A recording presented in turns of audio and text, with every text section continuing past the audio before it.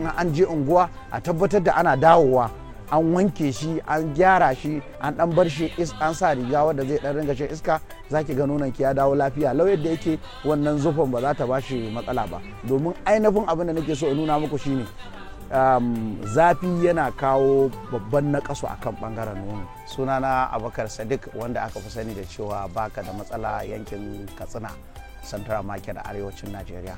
A yau zan yi bayani ne zan kuma taimaka ma mata ta hanyoyin da ya kamata su kula da ainihin breast ɗinsu a Hausa su kula da nonuwansu. Lalle ilalla matanmu rashin kula da mamunansu shine yake jawo mutane Hausawanmu ko in ce mutanen arewa suke samun matsaloli da yawa game da auratayyarsu, saboda kai ne ka auri mace daga inda ta shekara 2-3 to ka riga ka gama da ita kwata-kwata za a ga cewa wata kake hanguwa waje.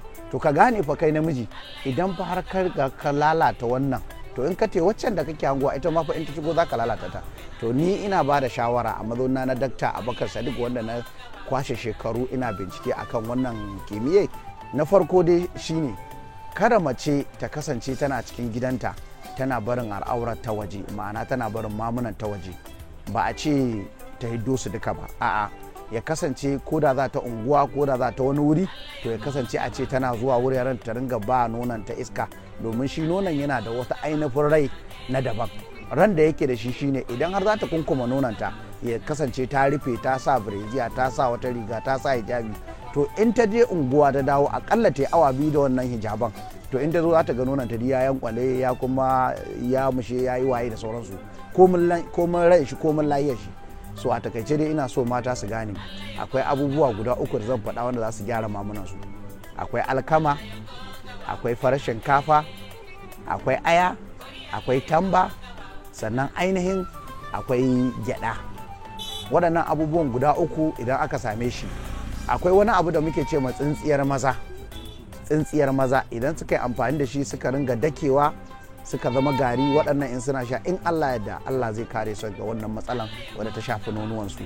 So amma shawarin shine gaskiyar magana a dinga ba nono kulawa wadda ya kamata, a ringa wanke shi, ana tsaftace shi, ana kula da shi, ana samun man zaitun da man riɗi ana amfani da shi wurin shafa mashi. Ba kowane mai ake shafa ma ba, domin shafa kowane mai yakan kawo lalacewan mamuna.